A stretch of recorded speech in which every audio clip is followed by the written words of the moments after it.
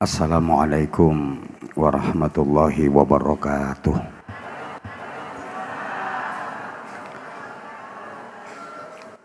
Bismillahirrahmanirrahim. Alhamdulillahilladzi ahallan nikah wa harramas sifah. Asyhadu an la ilaha illallah wahdahu la syarikalah. Al-Malikul Fattah. Wa asyhadu anna Muhammadan abduhu wa rasuluh ad-da'i ila sabilin najah. Allahumma salli wa sallim wa barik ala nabiyyina Muhammadin ruknis shalah wa ala alihi wa ashabihi dhawil falah. Amma ba'd. Yang sama-sama kita hormati Ibu Hajjah Suharti Arifin, Ibu Hajjah Suntana Sungkar, Ibu Hajjah Sulastri. Mudah-mudahan beliau-beliau dikaruniai Allah panjang umur, sehat wa afiyah fi ta'atillah dan istiqomah dalam ibadah. Yang kita hormati Mas Didik, Mas Koko, Mas Wawan, bersama seluruh zuriyah dari almarhum Pak Mudhar dan almarhum Pak Jauhar Arifin. Mudah-mudahan bisa mewarisi perjuangan-perjuangan beliau berdua. Seluruh manajemen dari PT Polowi Jogosari, pengurus yayasan yang saya hormati, nakhussu bidzikri Dewan Syariah Masjid Akbar Mudhar Arifin, Profesor Dr. Kiai Haji Ali Aziz, Profesor Dr. Kiai Haji Ahmad Zahra, Profesor Dr. Kiai Haji Syafiq Mughni, yang harusnya beliau-beliau bertiga yang kasih tausiah dan mauidhah hasanah, karena beliau bertiga profesor dan saya hanya provokator.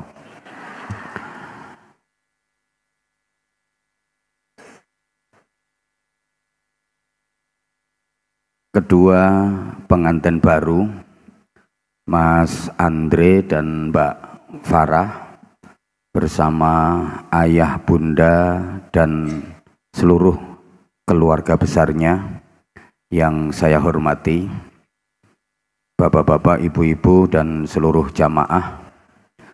Saya menghafalkan nama ini tadi butuh waktu 20 menit kayaknya, karena saya nggak baca teks gitu. Jadi ini kalau bukan orang cerdas nggak bisa. Seperti yang telah disampaikan oleh Mas Didik tadi, Mas Didik itu besti saya, koncoplek sama saya, bahwa kita dimohon dengan segala hormat untuk mendoakan kedua mempelai pengantin baru ini agar dikaruniai hidup yang bahagia dunia hingga ke surga. Dan kita semua memang pengen hidup bahagia. Kebetulan bahagia itu wajib hukumnya. Saking pentingnya bahagia, setiap azan dikumandangkan itu ada seruan dan ajakan untuk bahagia. Hayya 'alal falah.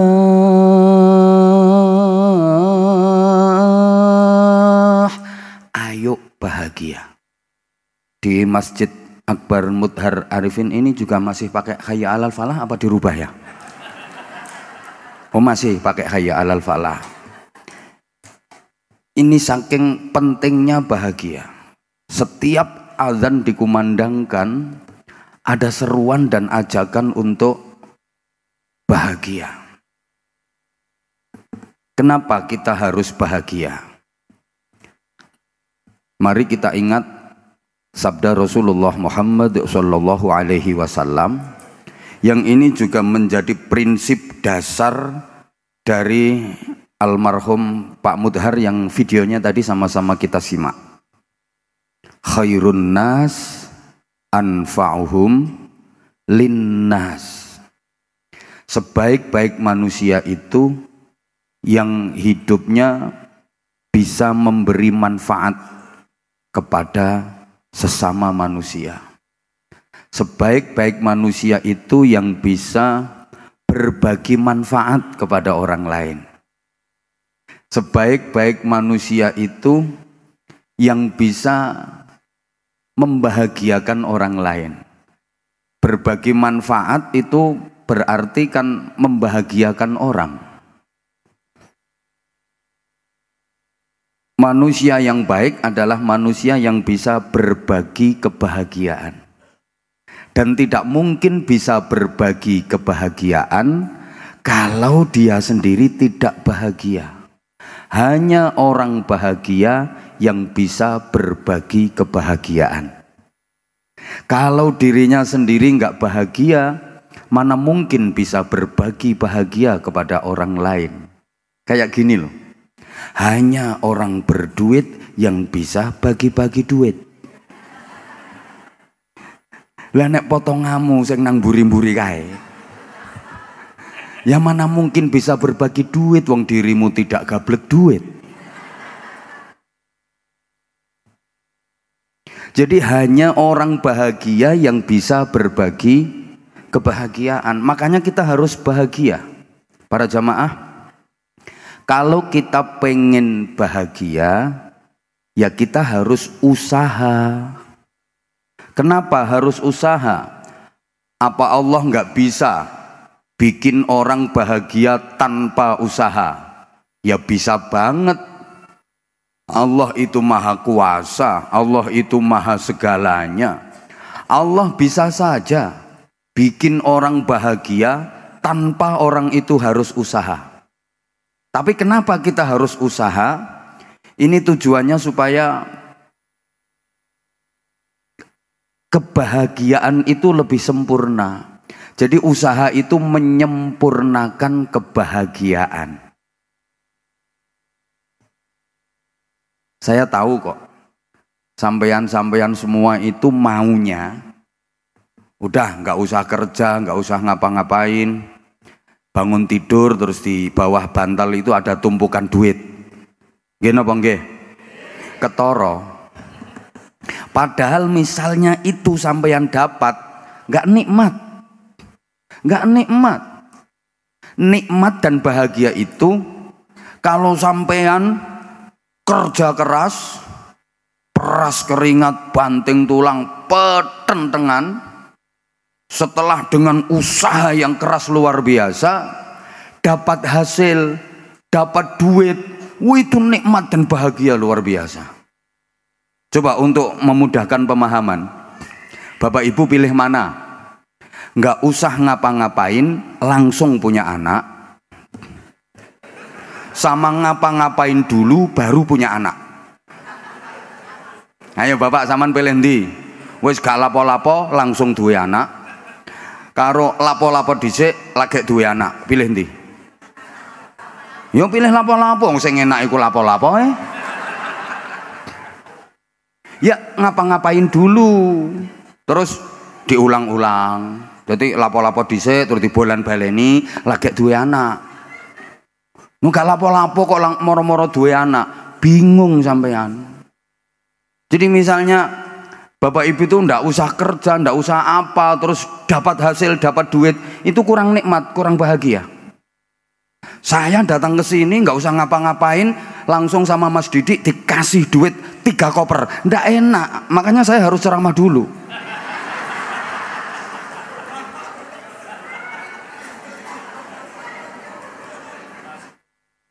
Gini ya, orang pinter itu menyukai proses. Kalau orang bodoh itu menyukai hasil.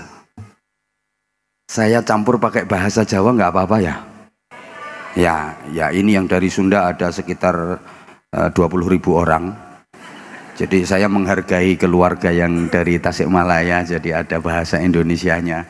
Tadi Profesor Aziz bisikin saya, meskipun ini mantainya dari Sunda, nanti ceramahnya pakai bahasa Jawa saja. Karena menurut Profesor Aziz, saya ini nggak bisa bahasa Indonesia. Dikira yang bisa ceramah pakai bahasa Indonesia itu harus profesor gitu kan.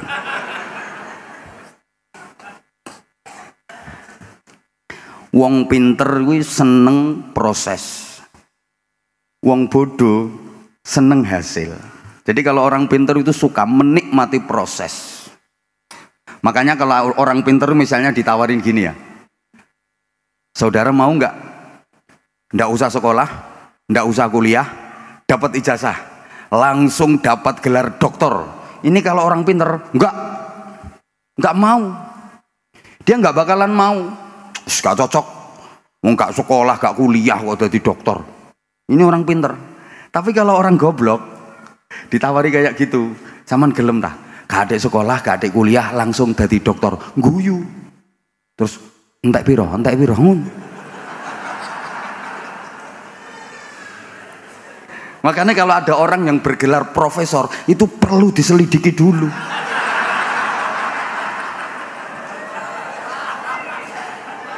Jangan-jangan kayak yang belakangan tadi. Entek piro no. Ijen Prof. Ini kalau enggak yang berani gojoloki profesor itu berarti levelnya di atas profesor. Gitu.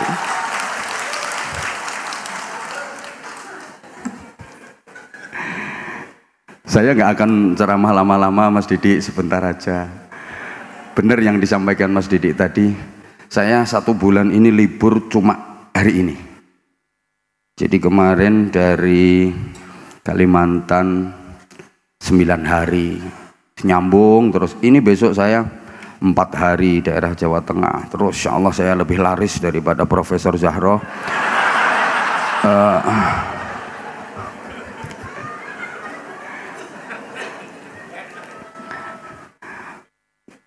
Untuk merealisasikan bahagia itu, setidaknya malam ini saya hanya ingin mengingatkan kepada pengantin baru khususnya dan pengantin-pengantin kawak umumnya. Justru yang perlu diingatkan itu pengantin-pengantin kawak ya. Kalau pengantin baru itu semuanya serba hati-hati. Setidaknya ada 6 harapan asasi hidup manusia muslim agar hidup benar-benar bermakna. Dan 6 harapan asasi ini sesungguhnya kita sudah sering diingatkan setiap berinteraksi sosial, bahwa setiap kita mengharapkan 6 hal ini supaya hidup benar-benar bermakna. Hidup itu 1, harus selamat. 2, hidup itu harus sehat. 3, hidup itu harus nikmat. 4, hidup itu harus manfaat.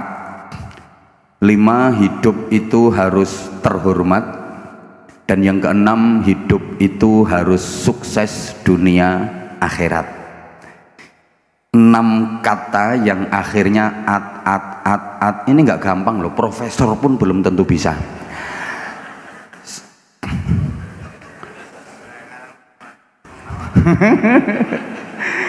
Jadi 1, hidup itu harus selamat. 2, hidup itu harus sehat. 3, hidup itu harus nikmat. 4, hidup itu harus manfaat. 5, hidup itu harus terhormat. Dan 6, hidup itu harus sukses dunia akhirat. Dan ada rangkaiannya. Nah, kalau hanya sekedar gampang, tapi yang terangkai dan nanti penuh dengan filosofi, ini yang nggak gampang, makanya mahal. Jadi saya uraikan sebentar saja ya. Mohon izin Mas Didi, sekarang hitungannya per menit.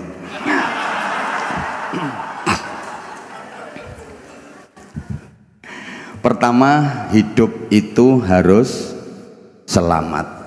Siapa sih yang ingin celaka? Nggak ada. Semua orang pasti ingin selamat. Kapanpun, dimanapun, dalam situasi seperti apapun, ingin selamat. Di rumah ingin selamat, di perjalanan ingin selamat, di tempat kerja ingin selamat. Lagi tidur juga ingin selamat, lagi makan juga ingin selamat. Loh, makan kalau nggak selamat gawat, iso kontal sak sendok-sendoknya. Bahkan mohon maaf, lagi di toilet juga ingin selamat, lagi BAB, bahasa Inggrisnya the singing itu. Loh, sampeyan lagi berjuang di toilet, petentengan itu kalau nggak selamat bahaya loh. Pas ngeden bisa berodoli sak usus-ususnya.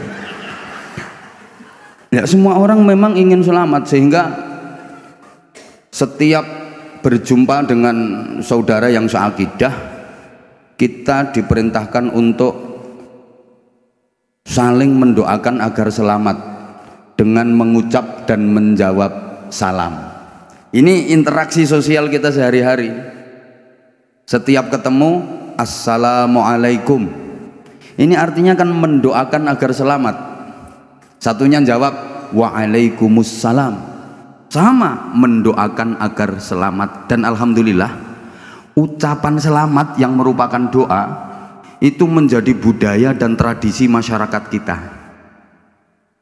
Masyarakat kita itu ketemu di waktu pagi ya kasih ucapan selamat pagi, ketemunya siang hari selamat siang, ketemunya malam hari selamat malam. Kok gak nyaut ya, ini kurung apa ora ya? Ucapan selamat ini menjadi budaya dan tradisi masyarakat kita, bagus kok. Lagi ada yang ulang tahun juga kasih ucapan selamat ulang tahun. Memasuki tahun baru banyak ucapan selamat tahun baru. Ada yang nikah kayak gini kasih ucapan selamat menempuh hidup baru. Ada yang lagi sunat kasih ucapan selamat menikmati bentuk baru. Jadi ketemu yuk selamat jumpa. Ada orang temennya bepergian selamat jalan.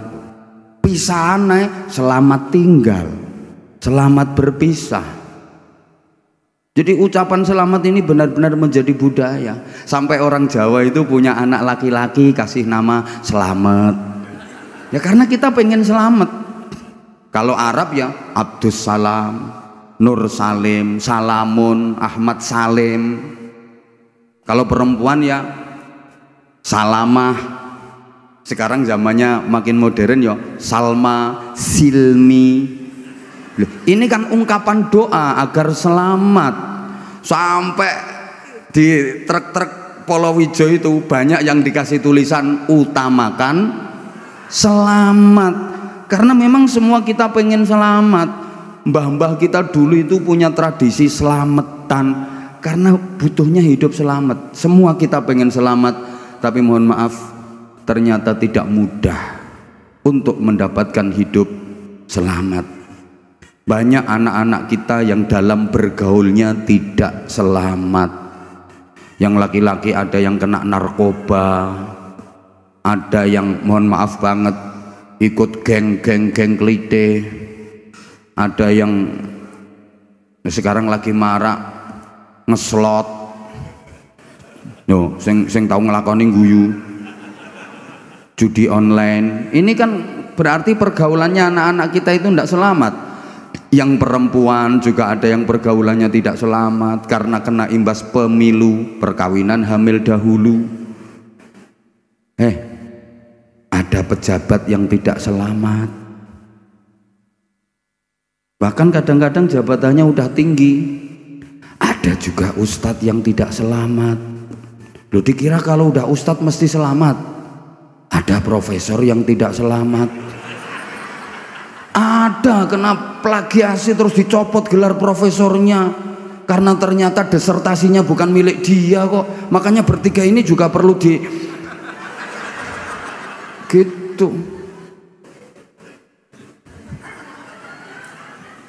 Loh, dikira kalau udah profesor terus udah disebut kiai, disebut ustadz mesti baik terus, nggak ada jeleknya sama sekali.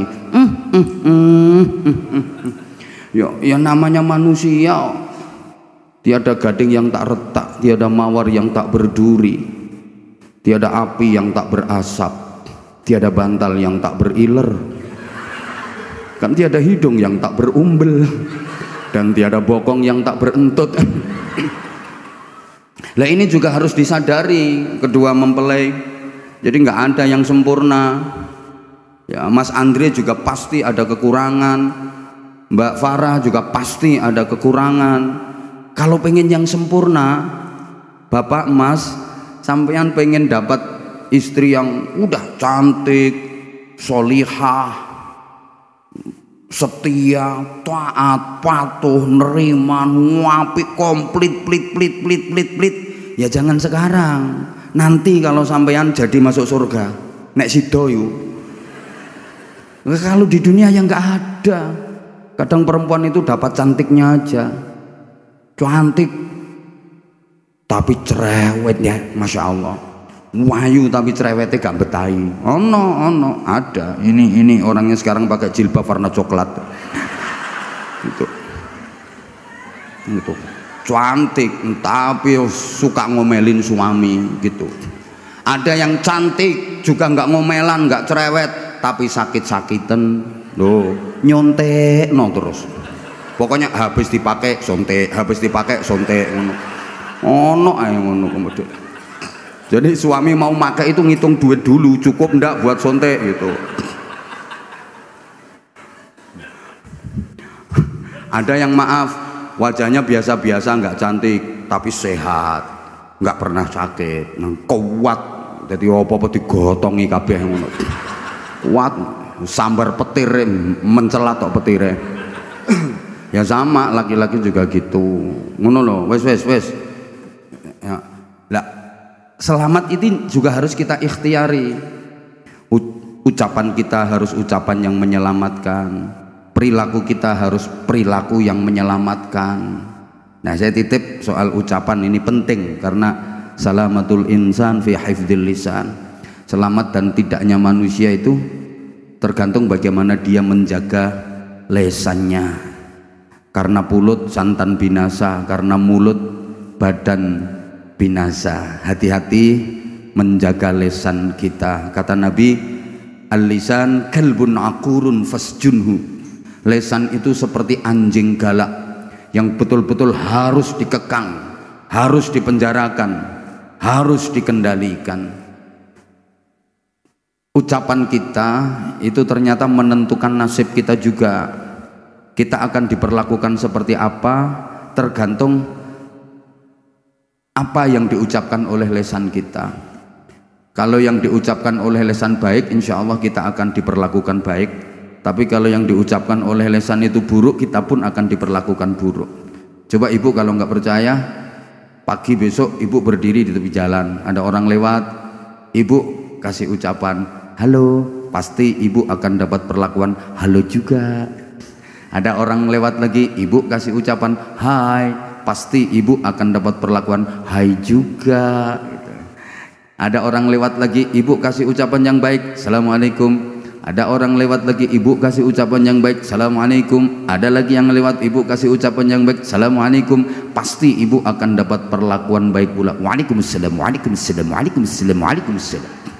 Atau bapak besok boleh berdiri di tepi jalan, ada orang lewat, coba bapak kasih ucapan picek.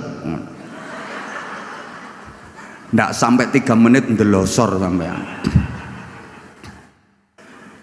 Dan yang keluar dari lisan kita itu merupakan cerminan hati kita. Saya sering gambarkan yang keluar dari mulutnya teko, bahasa Inggrisnya the ceret.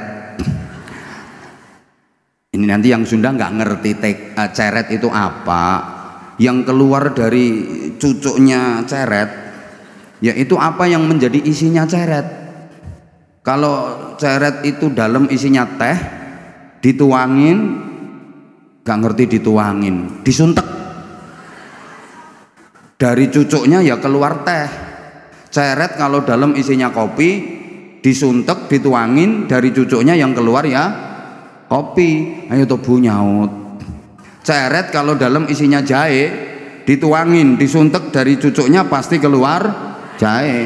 Bapak ikut nyaut. Ceret kalau dalam isinya susu, dituangin, disuntek, dari cucuknya pasti keluar susu. Kalau yang keluar susu Pak, pasti dua. Makanya susu itu pasti dua. Kalau cuma satu, su. Lah iya toh. Susu itu dua, susu. Kalau satu namanya, lah kalau dua, kalau tiga, lah ngono. Saya kok jadi ingat ya. Saya tuh pernah ya tengah-tengah perjalanan ngaji itu, anak-anak tak bilangin, mampir dulu istirahat ke kantin. Saya kalau mampir kayak gitu suka nyamar saya. Jadi pakai kaos, saya selalu bawa topi, biasanya pakai topi terus kacamata hitam, nyamar karena wajahku kan wajah pasaran. Capek diajak selfie, diajak foto sama orang. Biasa, saya jauh lebih terkenal daripada Profesor Ali Aziz. Izin Prof. Nggak berani bantah, emang fakta. Coba subscribernya beliau berapa? Dikit. Saya udah 3 juta.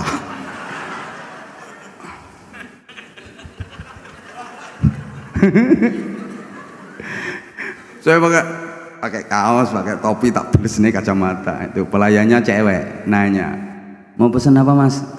Saya bilang, susu Mbak. Itu dia nanya lagi, pakai es Mas? Ya mesti Mbak, susu tuh pakai es. Kalau nggak pakai es ya aku bilang gitu. Nah yang susu ya pasti pakai es. Kalau nggak pakai es ya Kayak nasi bebek itu harus pakai B. Kalau nggak pakai B kan jadi nasi gitu. Ceret kalau dalam itu isinya dawet, dituangin ya dari cucuknya ya keluar dawet. Maka orang itu kalau dalamnya baik, yang keluar dari lisan pasti baik. Ibu maaf, ibu misalnya lagi bersin, itu yang dibaca apa Bu? Alhamdulillah. Itu tanda bahwa hati ibu baik. Tapi nggak semua orang seperti itu. Ada orang bersin bukannya ngucap alhamdulillah, malah nama-nama makanan yang keluar. Soto, tahu. Berarti itu isi hatinya adalah departemen perbadokan. Loh, ini refleks. Bapak misalnya lagi jalan, tiba-tiba kakinya terantuk, kesandung loh Pak, enak-enak melaku kesandung, cetet. Biasanya ngomong apa Pak? Innalillah, astagfirullah, ya Allah, karena memang dalamnya baik. Tapi ada kok orang enak-enak jalan kesandung batu cetet, itu bukan innalillah ya Allah astagfirullah, malah binatang-binatang berkaki 4 yang keluar. Sopo ngomong asu mau? Astagfirullahaladzim. Iki wis tak samarno binatang berkaki 4 malah dijuwelasno karo kono. Sing jaran sing ngopo metu kabeh. Ya itu cerminan hatinya seperti itu. Dah ini Ibu, lek rumangsa gak melu nyangoni tolong ojo cerewet, meneng kok. Sing kate nyangoni lo meneng. Profesor aja nggak ada yang berani bantah kok. Sampeyan cerewet aja. Satu hidup itu harus selamat. Artinya ucapan kita, perilaku kita dan semua aktivitas hidup kita harus mengantarkan kita menjadi orang yang selamat. Jadi yang bikin kita nggak selamat itu ya diri kita sendiri juga gitu loh. Dah ini 2, hidup itu harus sehat. Siapa sih yang pengen sakit? Nggak ada, orang sakit itu nggak enak. Semuanya pengen sehat. Nggih Pak nggih? Bapak sama numpama duwe bojo nang ayu, tapi loro-loronen. Kayak apa Pak? Dikeloni nang kumat mengine. Ngik. Atek turune ngorok sisan. Ngikrok. Kowe ngeloni bojo padha karo ngeloni traktor, Pak. Turun jaba. Ibu sama, sampean misalnya punya suami ganteng, gagah, tinggi besar, duitnya banyak, tapi sakit-sakitan, ayo diobat-obitno meneng. Bingung sampean. Iki urip tak mati wong iki. Mosok dioncat-ancit nang kok gak ono sing ngungkil-ungkil balas. Bingung sampean. Makanya sehat itu penting. Ya Allah. Duh. Ketika kita berinteraksi, coba ketemu sama saudara, ketemu sama teman, setelah bertegur sapa, mengucapkan salam, yang ditanyakan pertama pasti kabar tentang kesehatan. Saking pentingnya. Assalamualaikum. Waalaikumsalam. Gimana kabarnya? Sehat? Mesti gitu. Assalamualaikum. Waalaikumsalam. Ya apa kabarnya Mbak? Sehat tak? Ya laki sama perempuan itu beda. Ini loh yang Profesor Zahro nggak bisa itu yang kayak gini. Makanya mahal saya.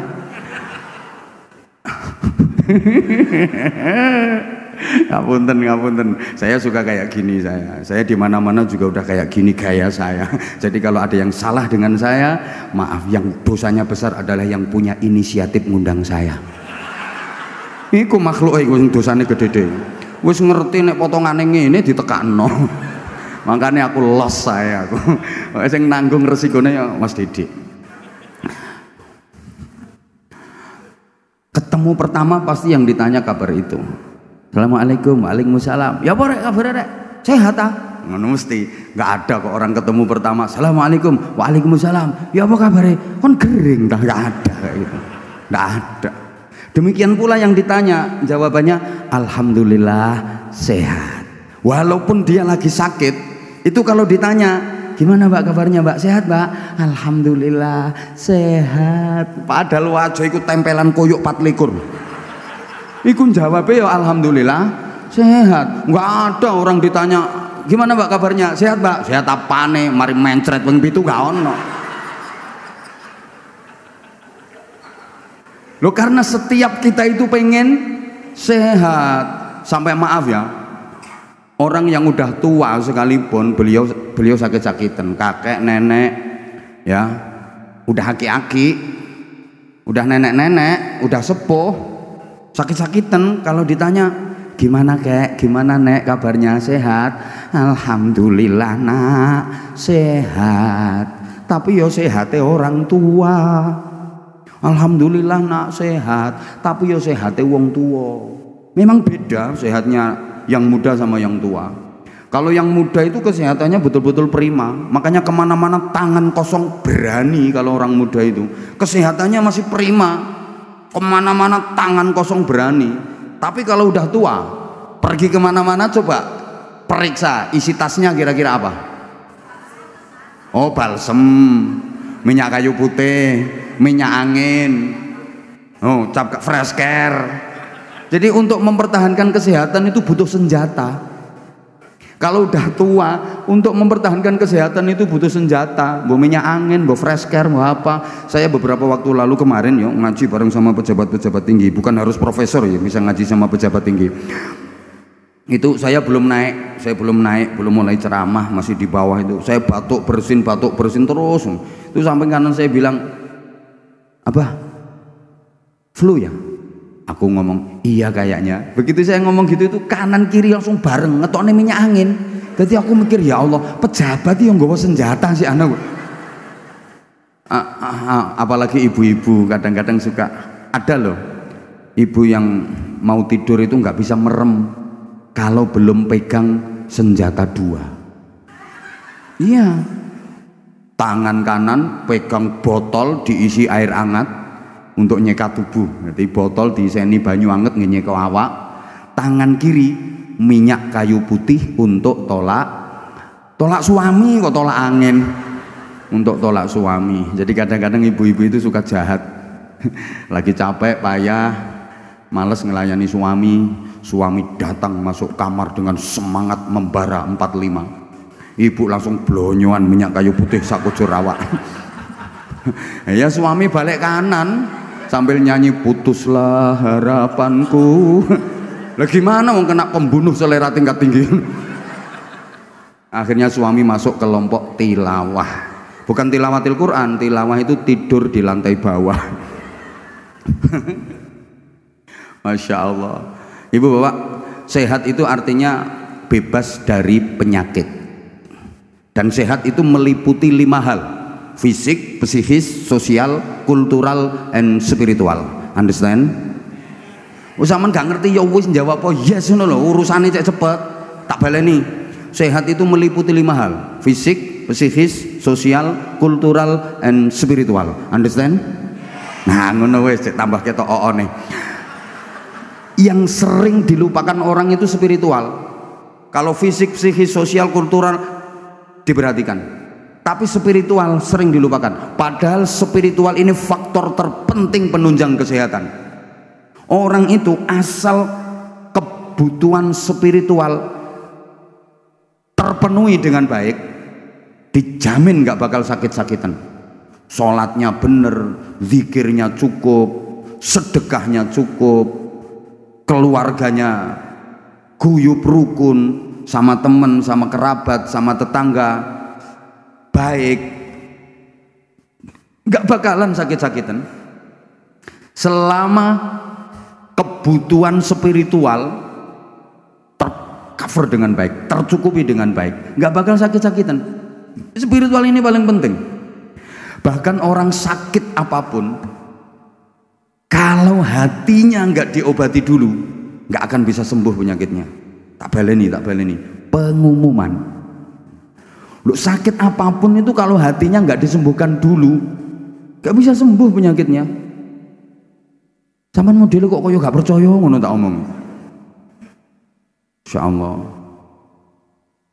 Jadi kita harus mengupayakan agar hidup kita sehat. Pola hidup kita juga harus sehat, ya harus diikhtiari. Olahraga yang cukup, yang kita konsumsi, kita makan, kita minum, kita hirup harus yang menyehatkan. Harus. Kan katanya orang sakit itu ada karena pola makan, pola minum, pola pikir, pola hidup, dan yang paling banyak itu kakean pola. Jadi yang bikin orang sakit itu bukan pola makan, tapi kakean pola. Udah, ringkes aja gini, ringkes.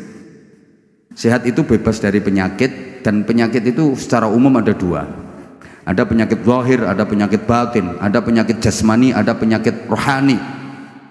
Kalau penyakit zahir, penyakit jasmani itu semua penyakit yang bisa dideteksi secara medis. Itu namanya penyakit zahir, penyakit jasmani. Ya liver, ya jantung, ya itu termasuk penyakit zahir. Termasuk penyakit wong biyen, panu, kadas, kurap, koreng, rangen, cantengen, kutilen, bubulen, gondoken, udunen, sureken, itu semua penyakit zahir.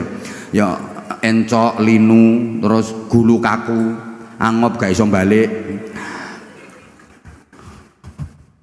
Lah kalau penyakit batin, penyakit rohani itu ya penyakit akhlak.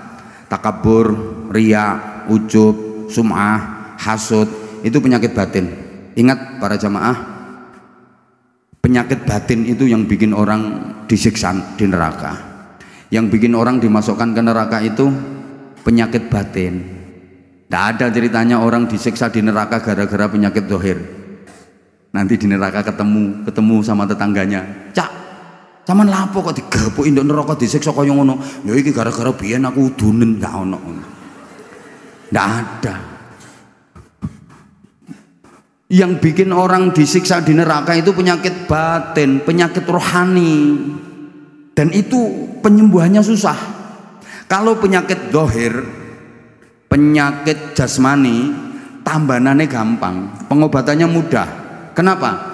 Penyakit zahir, penyakit jasmani itu yang penyakitan ngerasa sakit, orang lain nggak kena imbasnya.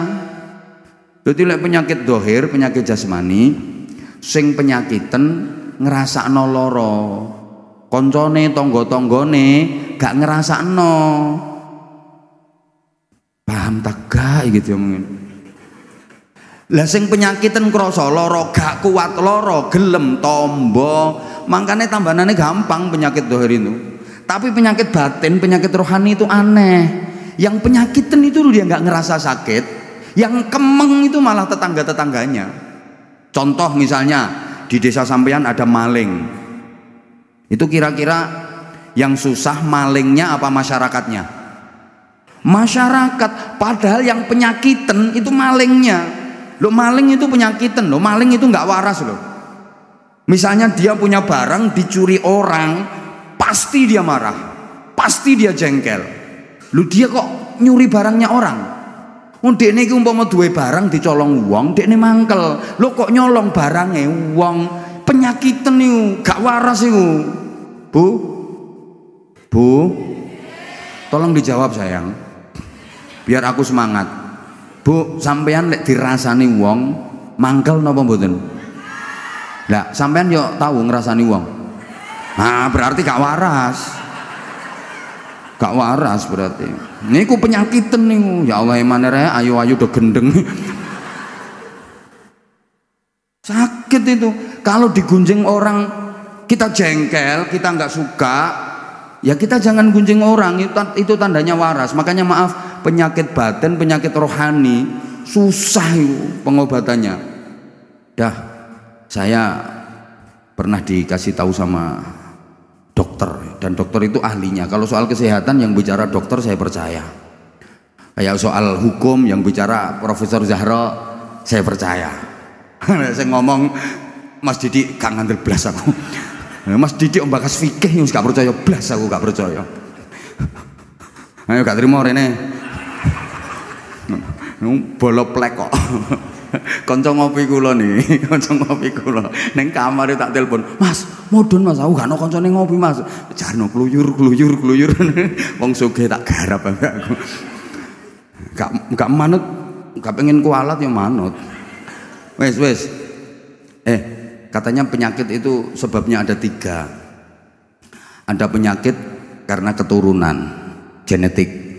Ada penyakit karena makanan, itu apa namanya, alergi kan ada alergi luar, ada alergi dalam. Ada penyakit karena pikiran. Terus diteliti penyakit karena genetik keturunan itu cuma 10%. Makanya kita nggak boleh takut berlebihan ya. Kalau ada orang yang disinyalir diindikasi punya penyakit keturunan terus kita kucilkan, apalagi sampai dijauhi, dikucilkan, itu dosa, nggak boleh. Coba bayangkan, misalnya yang punya penyakit keturunan itu kita atau keluarga kita, terus dikucilkan sama masyarakat, kayak apa perasaannya? Toh itu hanya 10%. Ada orang yang dianggap punya penyakit keturunan terus punya anak 10, paling yang kena penyakit keturunan itu 1-2, yang 8 enggak kok. Ibu jangan takut berlebihan. Kadang jahat ibu-ibu, ada orang mau ngambil menantu gagal gara-gara diprovokasi sama tetangganya. "Mbak, katanya mau ngambil menantu si anu itu, Pak." "Iya, harinya udah jadi kok, tinggal akad nikah." "Mbak, kalau bisa dibatalin." "Nggak denger apa? Itu bapaknya itu kenceng manis, anaknya mesti kenceng kecut itu." Enggak kok, itu kemungkinan nurun cuman 10%. Yang 90% aman. Lanjut. Waktunya udah tinggal 5 menit ini, Mas, tinggal 5 menit. Nanti kalau jamaahnya minta tambahan waktu berarti namanya lembur itu, Mas. Jadi ya paham lah jenengan kalau ada pekerja lembur itu hitungannya seperti apa. Penyakit karena makanan itu 15%. Berarti yang 80% enggak apa-apa. Taman kalau misalnya ada sakit terus periksa ke dokter disuruh tarak, nggak boleh makan ini, nggak boleh makan ini, sebenarnya nggak apa-apa kok. Kalau nggak percaya tanyakan sama Profesor Ahmad Zahra ini. Nggak ada larangan, Nabi nggak pernah melarang jangan makan ini enggak. Yang penting halalan thayyiban, syukur-syukur mubarakan. 2, tidak berlebihan. Kalau berlebihan nggak boleh, jangankan orang sakit, orang sehat aja nggak boleh berlebihan. Saya itu malah prihatin loh kalau ada orang sakit, ini kamu sakit ini nggak boleh makan ini, sakit ini nggak boleh makan ini. Saya itu malah kasihan. Wes kering, kepingin apa-apa gak oleh, tambah cepet mati ngono. Aslinya nggak apa-apa. Misalnya sampeyan kena asam urat. Katanya kalau asam urat itu nggak boleh makan apa? Mbok gak nyau tok. Ya jeroan, gorengan. Kalau kolesterol nggak boleh makan udang, nggak boleh makan kepiting. Nggak apa-apa, sebenarnya nggak apa-apa. Yang penting satu, jangan berlebihan. Ojo akeh-akeh. Dua, habis makan gak usah periksa. Enggak konangan kok. Nggak apa-apa, sementing nggak berlebihan. Nah, 3, penyakit karena pikiran, ini paling banyak, 75%. Jadi banyak orang sakit itu bukan karena keturunan, bukan karena makanan, tapi karena pikiran. Saya ulang ya, banyak orang sakit-sakitan itu bukan karena keturunan, bukan karena makanan, tapi karena pikiran. Kakean pikiran. Makanya aku gak tau roh, ono wong gendeng kok watuk, pilek gak tau roh. Wong gendeng-gendeng itu, padahal mereka itu keleleran, kehujanan, kepanasan, dirubung laler, tapi demurus sehat-sehat. Kemarin waktu Covid merajalela, wong gendeng 0%, nggak ada yang terpapar, sehat-sehat. Makanya sampean lek kepingin sehat, gendeng om. Kan dekne gak mikir. Sing gampang penyakit ini profesor kakan pikiran. Mikir ya. Nah, terus diteliti, Bapak Ibu diteliti. Laki-laki sama perempuan itu umumnya lebih cepat mati laki-laki. Bapak-bapak, sampean ki siap-siap rodok gampang mati, Pak. Loh kenapa? Kok umumnya lebih cepat mati laki-laki daripada perempuan? Ya karena itu karakter tadi. Wong lanang iki seneng mikir, gak patek seneng ngomong. Lah nek wong wedok kan seneng ngomong, gak patek seneng mikir.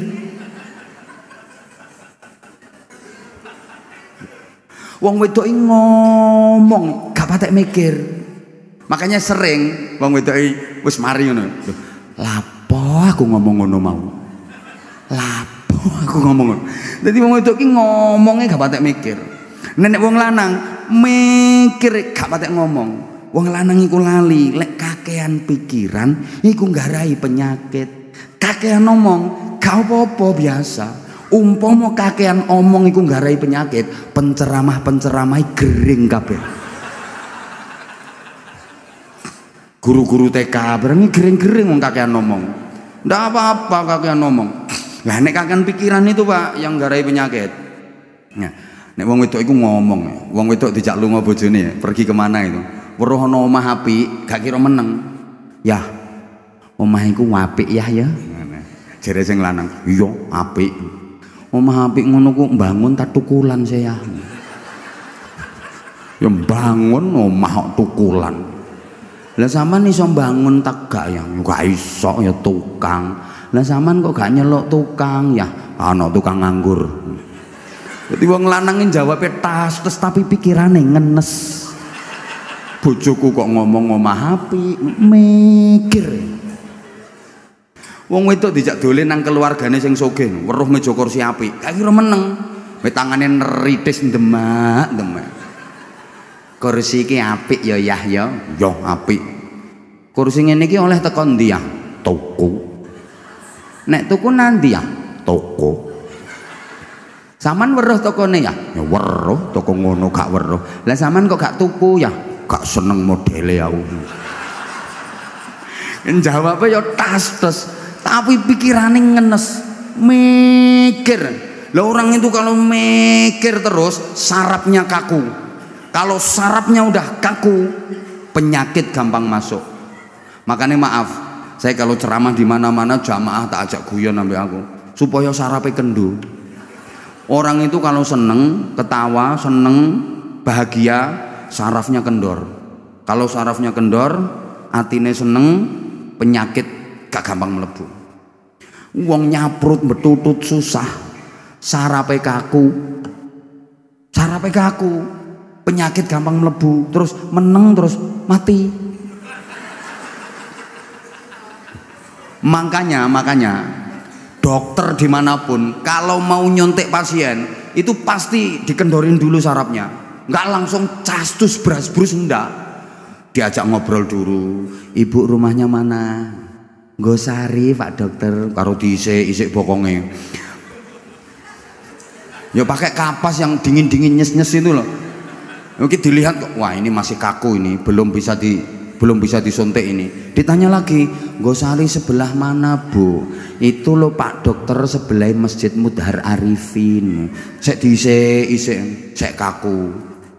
Ditanya lagi sama dokter, putrane pinten Bu? 6 Pak Dokter. Loh kok kata nggih tus ngono. Berarti dokter mau ngecus itu nunggu pasiennya gitu. Karena orang itu kalau ketawa hatinya bahagia, sarafnya kendor. Kalau saraf kendor, bokong empuk. Jadi cublesannya enak, cus gitu. Obat masuk roto dadi tombo. Lah orang kalau betutut cemberut susah, saraf kaku. Kalau saraf kaku, bokong ngatos. Cublesane alot, kadang jarume bengkong. Akhirnya dokter nggih tangan loro, keretek cetok. Ya obatnya nggak masuk, cuma bokongnya tok sing mentol. Lah, ini ilmunya dokter ya. Manusia itu sarafnya kaku apa kendor, itu tandanya di pantat. Tengerane nduk bokong. Makanya titenono Pak, wong wedok lemu iku kapan guyu, bokongnya mesti mobat mabit ini Pak. Dibonceng sepeda motor iso kocek kabeh. Ini mergo sarape kendor iku. Memang kan wis urip yo aja digawe susah. Halo? La takhaf wa la tahzan. Disuruh bahagia kok. Apalagi susah perkara donya. Sampeyan kalau khawatir besok makan apa, besok nggak bisa makan, itu dosa besar. Sampeyan sama halnya dengan melecehkan Allah. Allah itu menjamin rezeki seluruh makhluknya. Loh kok Anda khawatir besok nggak makan? Dosa besar itu. Berarti Anda meragukan Allah. Allah menjamin rezeki seluruh makhluk. Loh kok sama nanti khawatir, aku menemangan apa? Dosa gede ya mbak. Gajah ini loh gak sekolah, ya lemu-lemu.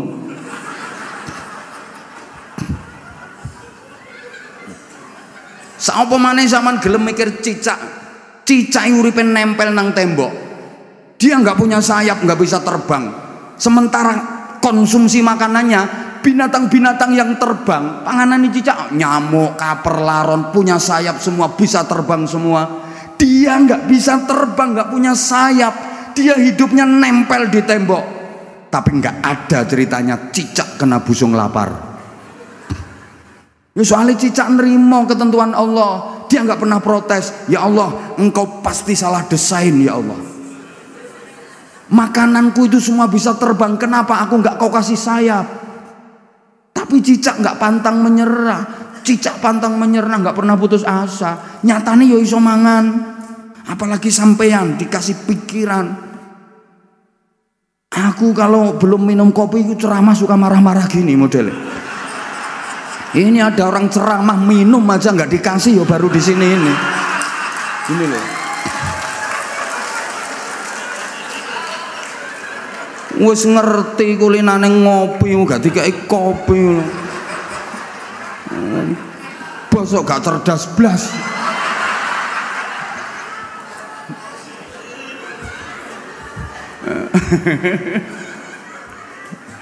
Ya Allah. Semoga sehat kabeh. Nah, dan ibadah itu menyehatkan. Ngaji kayak gini menyehatkan banget. Semua ibadah kalau kita kerjakan dengan benar itu menyehatkan. Sumu tasihu, berpuasalah kalian maka pasti kalian akan sehat. Puasa menyehatkan, haji menyehatkan, umroh menyehatkan, sholat menyehatkan. Loh, gerakan sholat itu gerakan yang luar biasa dari segi kesehatan, jauh lebih dahsyat daripada dampak senam-senam yang ada sekarang. Makanya ibu-ibu sampean asal sholatnya bener, udah 7 waktu, zuhur, asar, maghrib, isya, tahajud, subuh, duha. Jangan hanya 5 waktu. Tambah sholat sunnah, sehat Bu, dan tubuh ibu akan ideal. Nggak usah idalidul senam, nggak usah.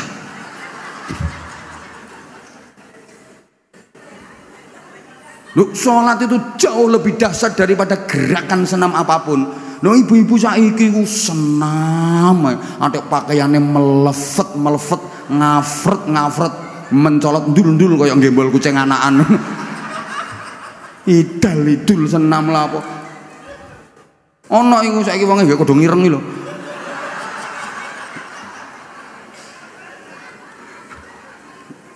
Gregeten aku. Lah senam sekarang itu Bu, lah senam-senam yang ada sekarang itu udah diiringi musik, gerakannya banyak yang erotis. Apa itu? Islam iki biar gak kena dikondes. Loh, saya kalau ngelihat seperti itu sebenarnya seneng juga Bu. Cuma ya terkendala status.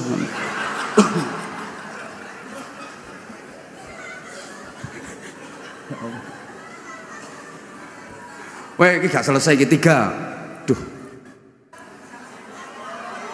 Mas, biasanya durasinya berapa Mas ceramah di sini Mas? Hah? Biasanya berapa durasinya? Berapa Prof? Durasinya biasanya berapa? 5 jam. Profesor gendeng. Lu mau kok dikokon ceramah 5 jam lho. Jenengan apa pernah ceramah 5 jam? Yang geletak jenengan. Jantenan kok. Aku tanya baik-baik berapa Prof? 5 jam jadi. Astagfirullahaladzim. Ini gara-gara kakan pikiran yang ini. Akhirnya jawab terus ngawur tok ngene. Hati-hati Prof, gampang penyakitan Prof. Allahumma sholli ala Muhammad. Nah sekarang yang ketiga, ini bahas kalau di kalangan kita udah biasa Bu, gojlokan model kayak gini, Profesor Ali Aziz, Profesor Zahro, Profesor Syafiq, gojlok-gojlokan ini udah biasa di kalangan kita, kan ilmuwan, termasuk juga bangsawan, maksudnya bangsane turu awan, nek bengi nglayap koyok lowo. Dan sekarang yang ketiga, hidup itu harus nikmat. Ini kita dalam interaksi sehari-hari juga sudah diingetin kok. Makanya sekarang ibu-ibu pegang kotakan semua kan? Di depan ibu itu ada box. Isinya apa itu coba? Penguji kenikmatan. Makanya kalau ada acara apapun pasti selalu ada konsumsinya. Itu untuk menguji kenikmatan. Mohon maaf Ibu, ketika box itu dibuka, terus diambil, terus dimakan, masih bisa merasakan nikmat Ibu? Alhamdulillah, berarti masih normal. Karena setelah diuji kenikmatan, ada yang sudah tidak lagi bisa merasakan nikmat, bahkan ada yang nggak berani nyentuh, serba ketakutan. Ada loh orang itu yang daging takut, gajah takut, gorengan takut, garam takut, kenikir takut, empeng takut, gula takut, udah nggak bisa merasakan kenikmatan. Apalagi maaf kalau udah terserang penyakit komplikasi, dengan semua menu makanan yang digemari nggak berani mengkonsumsi, ketemu sate dihindari, yang dicari cuma ikan teri, keasinan dikit tensinya tinggi, makan cumi-cumi alergi, kena sambal goreng ati asam urat kambuh lagi, ginjalnya udah bermasalah, cuci darah seminggu 2 kali, kasih minum manis minta ganti karena udah punya pabrik gula sendiri, mendekati istri malah disingkiri, meskipun minum obat kuat tetap aja nggak bisa berdiri. Rencananya mau naik 3 kali hanya bisa sekali, itu pun memaksakan diri. Lah kalau udah nggak bisa menikmati, kadang diajak prasmanan model kayak gini, jalan berdua suami istri. Saya pernah ngelihat sendiri, kasihan sama si suami. Pengen ini mau ngambil dibentak sama istrinya, pengen ini mau ngambil dibentak sama istrinya. nyedok kekel ditampel, aja iku. Eling penyakitmu, ganti mau ngambil soto, iku yo gak oleh. Aku ngomongane dokter ganti katanya njukuk sate, pengen cepet mati ta. Akhirnya sing lanang kari dolongap urip matane tok. Udah nggak lagi bisa merasakan nikmat. Padahal setiap kita pengen Allahumma sholli ala Muhammad. Ibu maaf, nikmat itu nggak harus enak ya. Nikmat sama enak itu beda. Beda. Yo beda. Mbok gak dirungokno.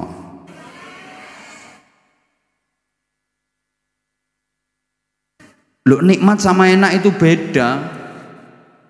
Kadang-kadang nikmat itu sakit, kadang-kadang nikmat itu pedih, kadang-kadang nikmat itu menderita. Menderita tapi nikmat, sakit tapi nikmat. Dan enak itu nggak semuanya nikmat. Kadang-kadang enak tapi nggak nikmat. Kalau nggak dikasih contoh mesti nggak paham, nggak paham. Iki ilmunya profesor iki soalnya. Ibu tolong dijawab ibu. Allah nggak semangat deh. Dilanjut apa enggak ini? Ibu saya tanya, dicubit itu sakit apa sakit bu? Kurang semangat. Dicubit itu sakit apa sakit? Sakit.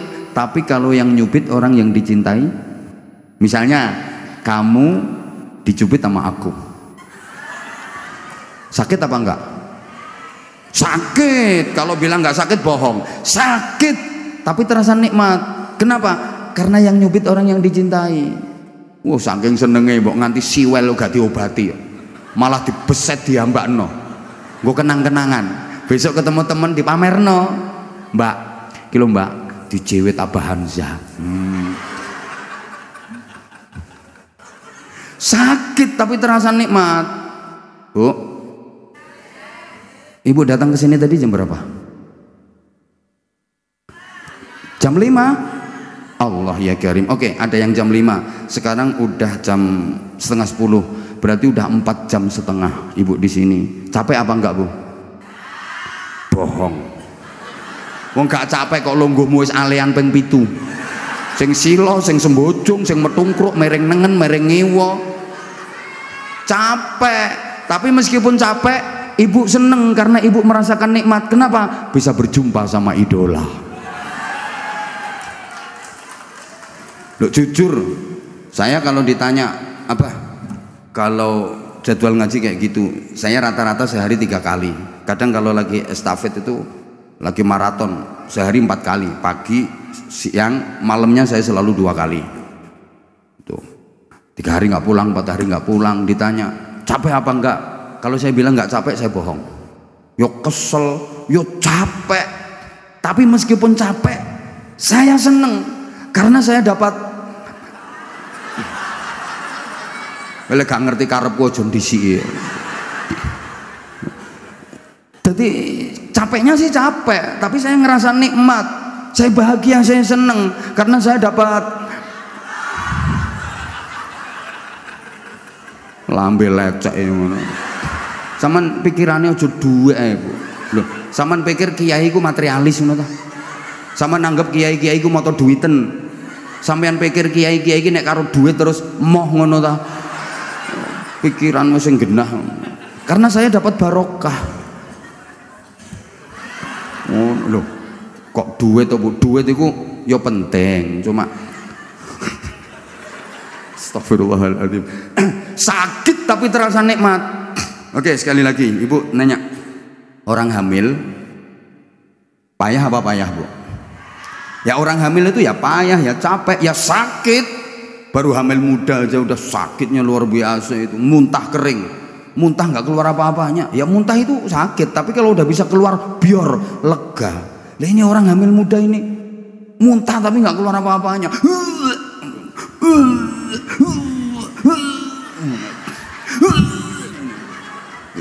Siapa ngomong pernah ngalamin mau? Itu sakitnya udah luar biasa. Terus makin hari makin gede. Kandungannya makin gede, perempuannya yang hamil itu makin degek. Ya Allah ya Karim, terus semakin berat, terus gak iso diselehne, Ya kok misalnya kena diselehno, tepak repot masak selehno, kok mari centelno meneh, ndak bisa. Capek, payah. Tapi kalau yang dikandung itu anak dari suami yang dicintai, nikmat. Hamil itu capek, payah, sakit. Tapi kalau janin yang dikandung itu anak dari suami yang dicintai, nikmat. Tengah malam ibunya tidur, bayinya nendang-nendang, dial-dial, nyunjuk-nyunjuk ke atas, sakit tapi nikmat. Saking nikmatnya sampai suaminya dibangunin, ya bangun sebentar ya, kilo ya, proyeknya sampeyan ya, garapan pola.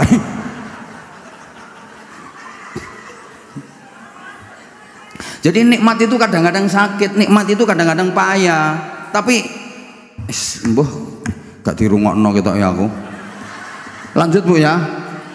Itu ada loh orang sakit tapi dia ngerasa nikmat. Bahkan ada seorang pemuda itu sakit lumayan parah sampai opnam di rumah sakit berhari-hari. Tapi dia bahagia, dia ngerasa nikmat di rumah sakit.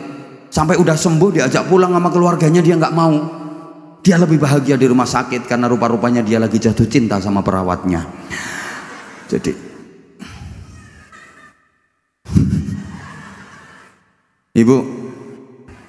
Ibu makan di restoran mewah sama makan di tengah sawah lebih enak mana? Nah, sawah anjane potonganmu gak tahu nang restoran. Enaknya lebih enak di restoran mewah, semua menu ada, tapi boleh jadi lebih nikmat di tengah sawah. Ngono lho. Loh kalau enaknya ya enak di restoran mewah, percaya potonganmu gak tahu nang restoran mewah kok. Loh enaknya enak di restoran mewah, tapi nikmatnya bisa jadi lebih nikmat di tengah sawah.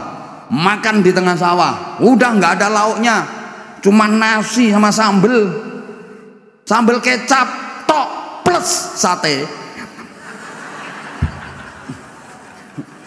Ya sekali-kali toh oleh duntuman daging korban toko Masjid Mutara Arifin. Ya Allah ditungguin nama istri makan berdua. Sambil kotor-kotor penuh dengan apa jenenge linet tanah gak karu-karuan, telap isok dulang-dulangan suami istri nikmat terus gak mikir apa-apa, dikampleng lo gak kroso. Kadang cuma maaf nasi sama sambel tok nggak ada yang lain. Nanti habis sambelnya tambah nasinya, habis nasinya tambah sambelnya, habis sambelnya tambah nasinya, nikmat. Sementara yang di restoran mewah dengan menu lengkap tersaji semua ada, bisa jadi nggak nikmat. Baru dapat 2 sendok dia telan, mau nyendok ketiga keselak karena dia dengar ada orang dehem dari belakangnya krungu suaranya persis wong sing diutangi.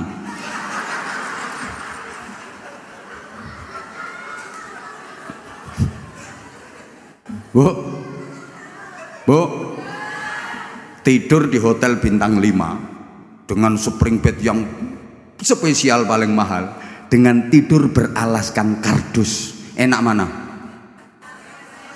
Yolah kardus meneh anjane potonganmu gak tau turu hotel. Loh, enaknya ya enak tidur di hotel bintang 5 itu, tapi bisa jadi lebih nikmat yang tidur beralaskan kardus. Gak percaya? Turu lemean kardus, kerusek, mimpinya masuk restoran. Telap mangan, ngombene es degan, ngelilir iler sing disedot. Lah itu yang tidur di restoran mewah, spring bed mentul-mentul, mendut-mendut, mimpinya diuber-uber genderuwo, ayo dikejar-kejar sama hantu. Ya katok kok. Ngono lho. Udah. Nah nikmat ini yang bikin bahagia. Allahumma sholli ala Muhammad. Dan maaf banget, nikmat itu yang bikin bahagia. Satuan kebahagiaan itu bukan rupiah. Satuan kebahagiaan bukan dolar, bukan real, bukan euro, bukan yen.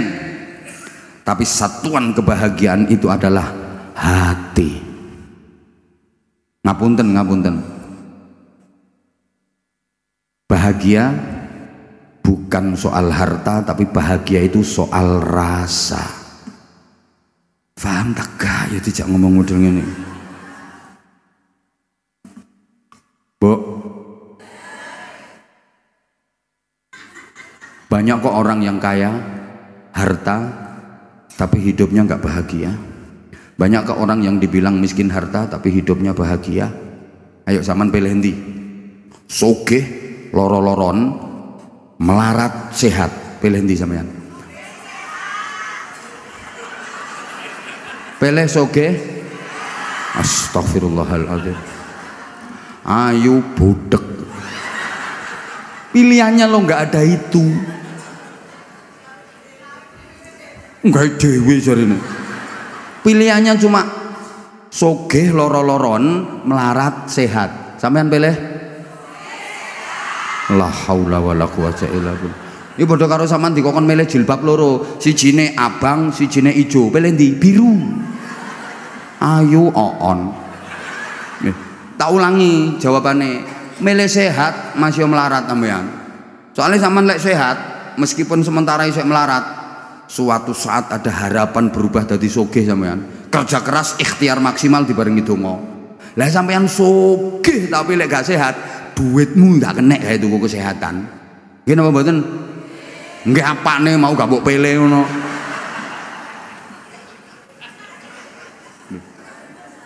Bu, saiki ono sogeh mobile mewah-mewah tok Bu. Paling murah regane 5 miliar mobile, jejer pitu. Tapi dekne kena stroke berat. Nah coba, sing numpaki mobile malah supire, pembantune, dekne trimo numpak gledekan. Dorong kursi roda. Lha apa artine duwe mobil mewah pitu? Tumpakane gledekan, duwite triliunan, tapi uripe nang ruang ICU. Makan minum impus, ngoyo ngeseng diselang, nuripe kare.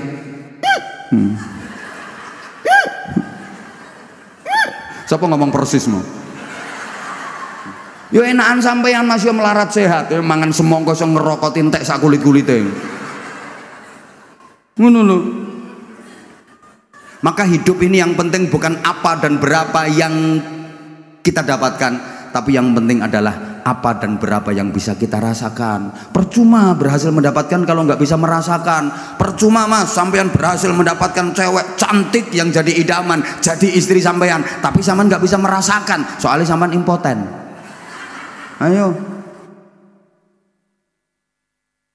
percuma berhasil mendapatkan jabatan tapi nggak bisa merasakan nikmatnya jabatan itu. Yang penting bukan apa yang kita dapatkan, tapi apa yang bisa kita rasakan. Hidup ini yang penting bukan apa dan berapa yang kita miliki, tapi yang penting adalah apa dan berapa yang bisa kita nikmati untuk kita syukuri. Percuma memiliki kalau nggak bisa menikmati. Ngapunten, duit TV kapodi 7.500 inch, tapi matane belek. Kayak apa TV ombo? Mending TV kecil-kecil tapi matanya sehat, sewaktu-waktu bisa mentelengi. Kursi harganya 5 miliar tapi bokongnya udunan pelentingan. Kapan lungguhe? Mending kursi welek atau kopring iku, pakune teng serongat dilunggui bokong kecantol getien tapi sehat. Ngono lho, Bu. Duwe bojo ganteng gagah gede dukur tapi bojomu anyang-anyangen nek gak waras-waras. Mending elek-elek ngono ku tapi sehat. Nah iki penting iki tak sampeno kanggo menghibur sing rupane gak patek ayu, gak patek ganteng iku dadi nek delokno kon niku elek cerewet gak apa-apa, sing penting gak anyang-anyangen ngono lho. Biar kita itu tadi lho fabi ayyi ala rabbikum atukadziban. Maknane iku asline tapi dene gak iso ceramah. Sampai guling lho tonton. Iku fabi ayyi ala rabbikum atukadziban itu kalau diterjemahkan luar biasa lho iku. Ini mewarisi tenan, mewarisi sesepuh dulu beliau. Tadi videonya tadi loh, jadilah orang yang manfaat. Masya Allah, itu luar biasa. Itu filosofi kehidupan yang sungguh luar biasa. Wis ngrewel pengen suwe, omahmu ndi engko tak ampiri tak ceritani dhewe ya. Ya sampai subuh engko tak ceritani wis. Rewel. Enake kari ngrungokno. Anjene wong wedok wis kadung krasa enak terus mau wis ngono. Terus. Ya kono nang ngisor kari terus. Nang ndukur ya dengkleh nuruti.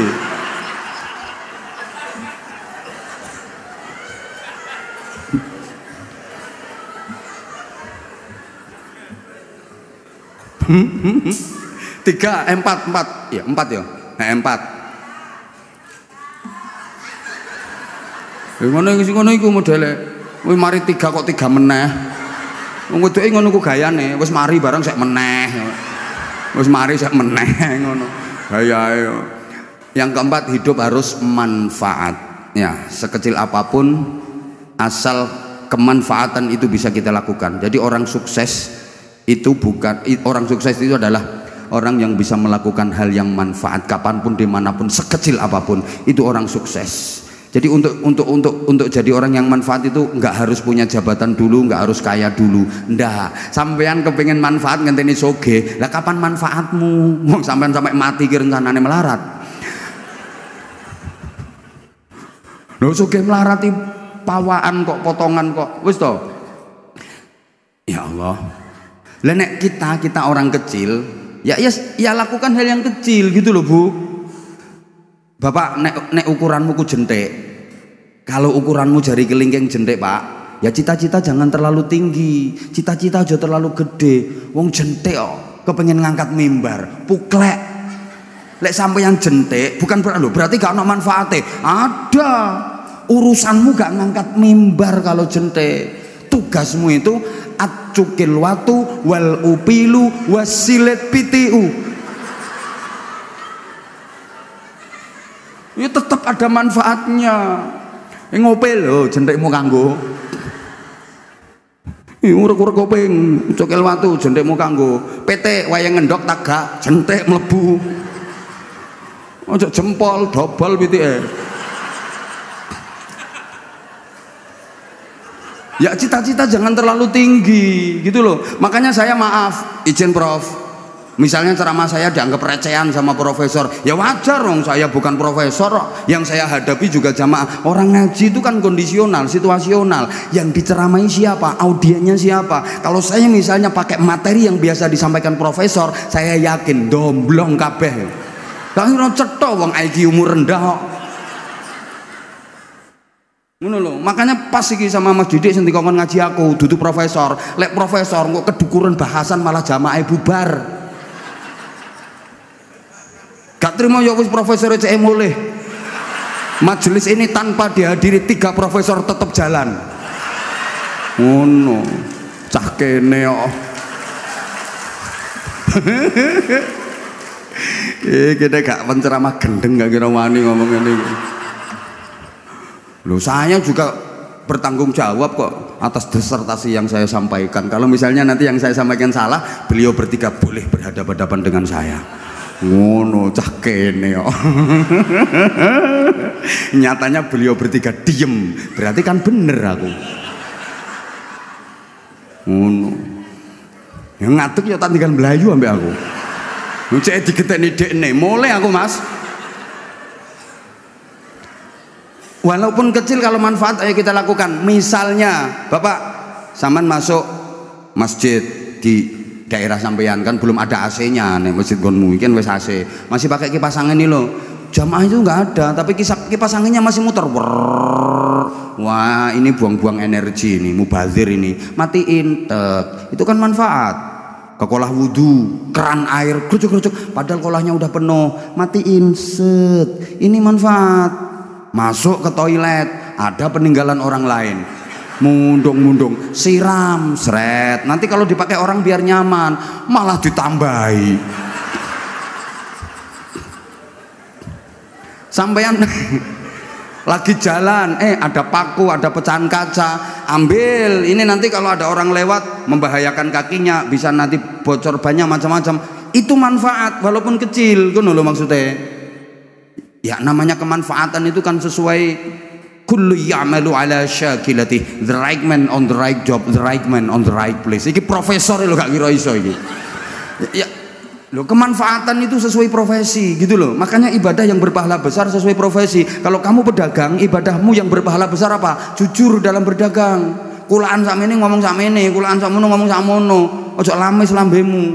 Sing garakno dosa gede iku kan kulaane 250.000 dinyang ditawar 300.000 lho jawabane. Ya gak oleh wong kulaane gak oleh sakmono kok. Terus bakule melu sapa? Ngono iku sing garai. Lah nek guru ya aktif, dinamis, disiplin, profesional, jangan makan gaji buta. TNI ibadahnya apa? Ya pertahanan, kedaulatan negara. Polri ibadahnya apa? Kamtipmas. Ngono. Kiai ibadahnya apa? Ya ngaji, mbek wiridan. Ya Allah, ya Rahman, ya Rahim, ya Rahman, ya Rahim, ya Rahman, ya Rahim. Ya Sami'u ya Basir, ya Sami'u ya Basir, ya Sami'u ya Basir. Kiai, ya Sami'u ya Basir, ya Sami'u ya Basir, ya Sami'u ya Basir. Kok suwe-suwe ya Dana, ya Dana, ya Dana, ya Dana, ya Dana, ya Dana, ya Dana, Dana, ya Dana, ya Dana, dan ya Dana, ya Dana, ya Dana. Lah kiai gak duwe pabrik kok. Ya Dana, ya Dana, ya Dana. Dana enggak datang-datang, wiridane ganti ya Nasib, ya Nasib, ya Nasib, ya Nasib itu.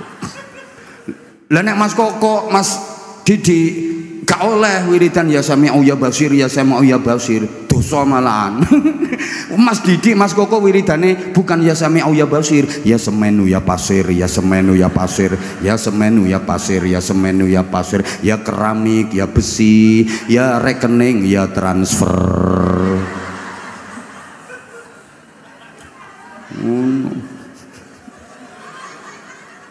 Lah kalau pejabat ya ibadahnya kebijakan.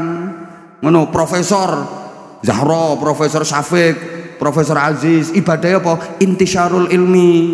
Itu ibadahnya. Aku malah nuturi profesor.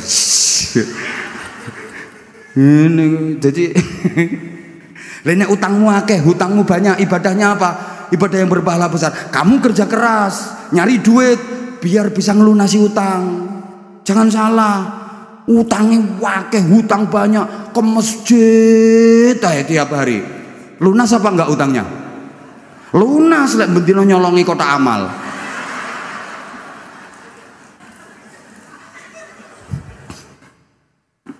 Tuh maksudnya pokoknya jadilah orang yang manfaat, jadilah orang yang manfaat.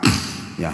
Untuk manfaat untuk keluarga, manfaat untuk masyarakat, manfaat untuk umat. Cocok aku prinsipnya Mudhar Arifin yang cocok pol. Lebih-lebih banyak membangun masjid di mana-mana. Insya Allah sebentar lagi membangun juga masjid di pesantren kami.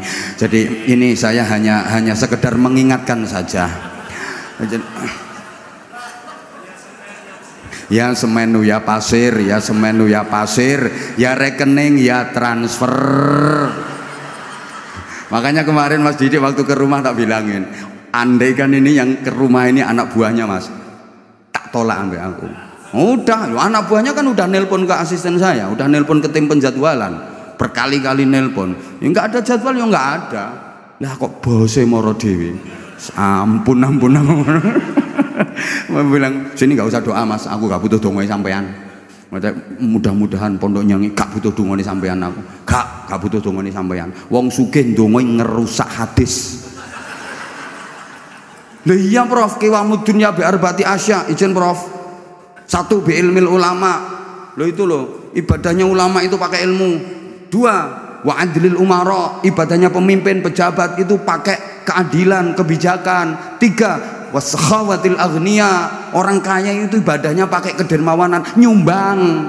Wong sugih ndonga ngerusak hadis. Aku gak perlu dongane Mas Didik, gak perlu blas. Bisa mandian sing melarat-melarat iku lho dongane. Wa da'watul fuqara, dongane wong melarat iki bagian donga. Makane titenono anak sing akhlake apik-apik, pinter-pinter iku rata-rata anake wong melarat-melarat. Berarti anak wong sugih gak iso apik. Iso. Wong sugih sing anake apik-apik itu bukan wong sugih sing sregep ndonga. Mergo dongane wong sugih gak mandi. Wong sugih sing anake apik-apik iku wong sugih sing welas karo wong melarat, suka membantu wong melarat, akhirnya sing melarat ndongakno. Dadi oleh percikan dongane wong melarat. Yakin sing keplok nang ngguri melarat kabeh.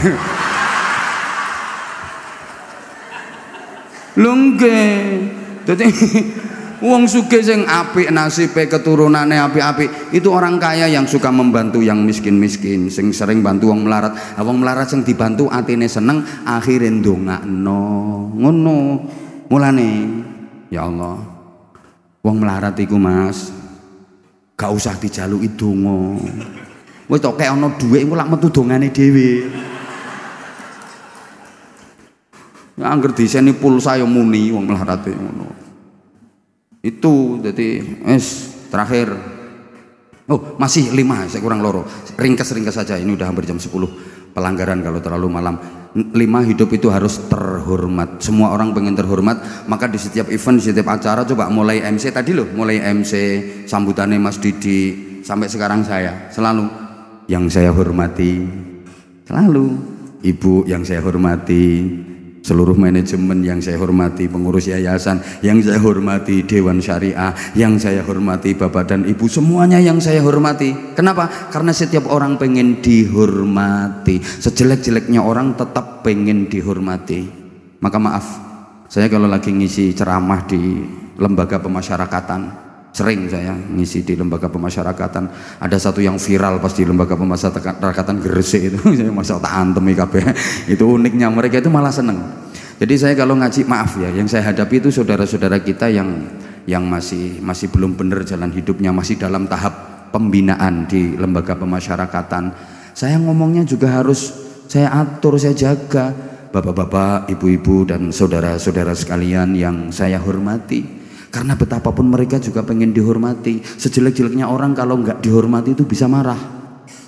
Jadi saya ngomongnya tetap, meskipun yang saya hadapi narapidana, saya ngomongnya ya bapak-bapak, ibu-ibu dan saudara-saudara sekalian yang saya hormati.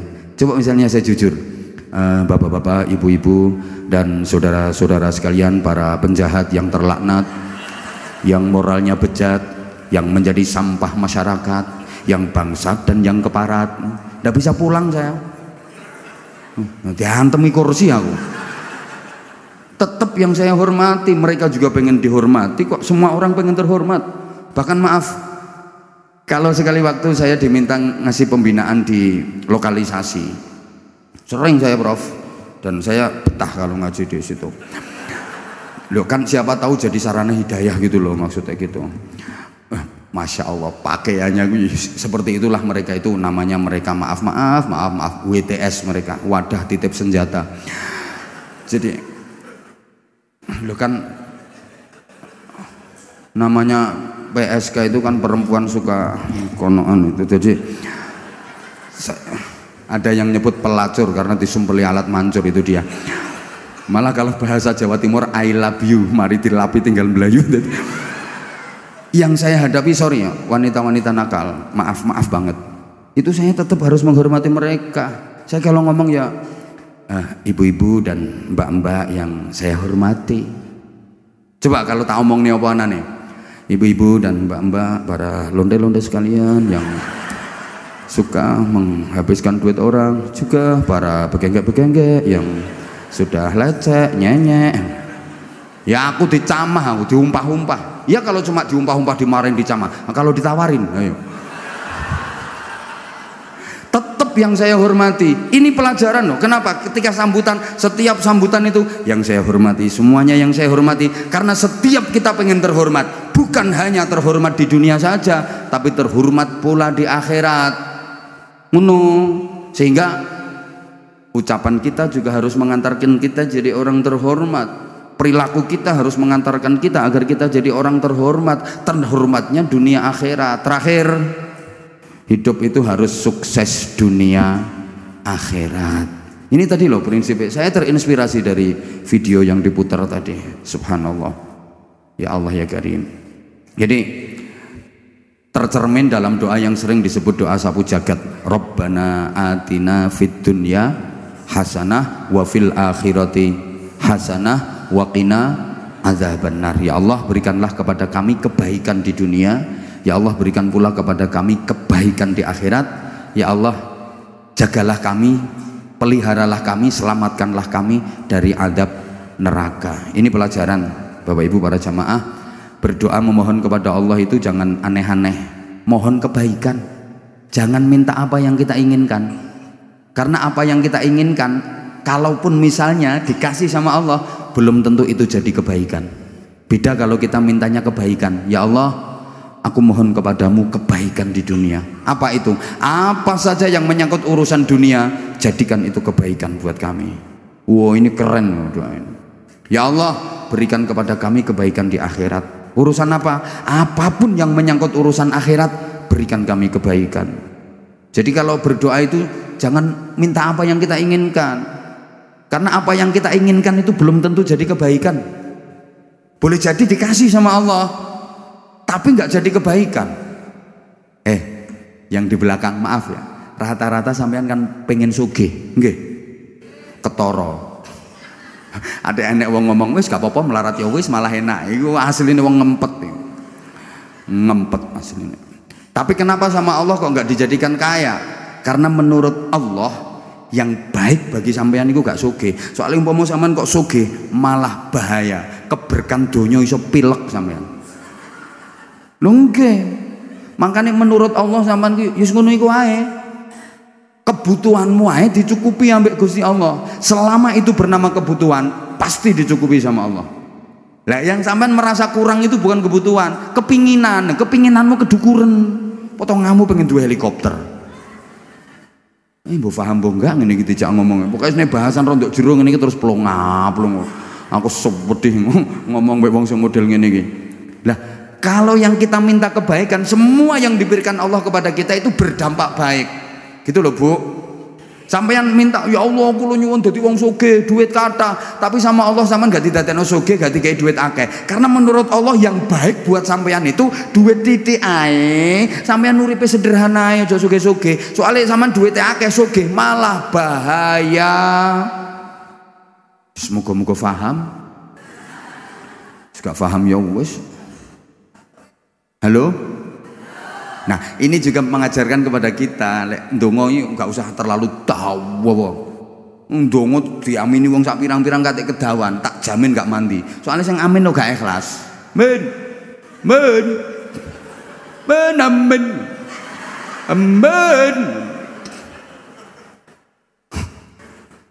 Ringkes, teges, mentes. Lho Kanjeng Nabi nek ngulangi ngono. Allahumma inna nas'aluka min khairi ma sa'alaka minhu nabiyuka Muhammadun sallallahu alaihi wasallam. Ya Allah, aku minta kepadamu apapun kebaikan yang diminta oleh Nabi Muhammad. Apa itu? Ya Nabi Muhammad minta apa? Aku juga minta. Loh ngono. Aku bermohon perlindungan kepadamu dari semua apa yang Nabi Muhammad bermohon perlindungan kepadamu. Apa itu? Ya semua yang Nabi Muhammad mohon perlindungan, aku juga. Kanjeng Nabi nek ngulangi ngono ndonga. Tapi ya jangan terlalu ringkes. Keringkesan ngono. Ngatong. Ya Allah, Engkau tahu yang ku mau, amin. Nah itu ya keringkesen itu. Ya bener Allah tahu yang kau mau, tapi ya sebut no. Tapi juga jangan terlalu dirinci. Gusti Allah didikte. Tuh, minta kebaikan. Itu Rasulullah kalau mengajarkan seperti itu. Nah, dan kesuksesan dunia akhirat itu disimbolkan dengan masuk surga. Maka Nabi juga mengajarkan doa, Allahumma inna nas'aluka ridhaka wal jannah wa na'udzubika min sakhatika wan nar. Ya Allah, aku mohon ridhomu dan surga. Semuanya tercakup. Kalau semua sudah diridhoi oleh Allah, beres kabeh, gak mungkin keleleran kita. Demikian yang saya sampaikan, udah jam 10 lewat. Hidup menyakitkan tanpa kekasih. Cukup sekian dan terima kasih.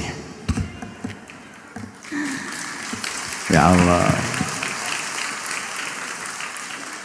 Tanpa kekasih hidup terasa hampa. Terima kasih dan sampai jumpa. Yang terakhir, kalau ada sumur di ladang, bolehlah kita menumpang mandi. Kalau ceramah saya dianggap masih kurang panjang, silahkan diundang lagi. Saya mohon maaf banget ini di masjid, Bu. Saya mau ngaji manten yang terlalu vulgar ya, ndak etis. Apalagi ini ada profesor-profesor yang luar biasa.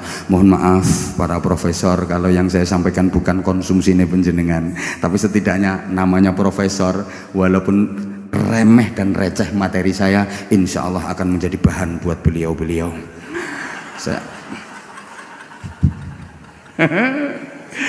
Ya bener Mas Didi, Mas Koko, Mas Wawan, dan ibu-ibu yang mulia, saya mohon maaf kalau ya saya seperti ini, Ibu. Mohon maaf saya suka cengengesan orangnya, tapi insya Allah kalau dicerna ada hikmah di balik humor yang saya sampaikan, bukan hanya sekedar cengengesan saja. Ini udah gaya saya. Kalau kurang berkenan, sekali lagi karena keterbatasan dan kebodohan saya, Saya mohon maaf yang sebesar-besarnya. Subhanakallahumma bihamdik asyhadu an la ilaha illa anta astaghfiruka wa atubu ilaik. Waffaqanallahu wa iyyakum lima yuhibbu wa yardah. Assalamualaikum warahmatullahi wabarakatuh.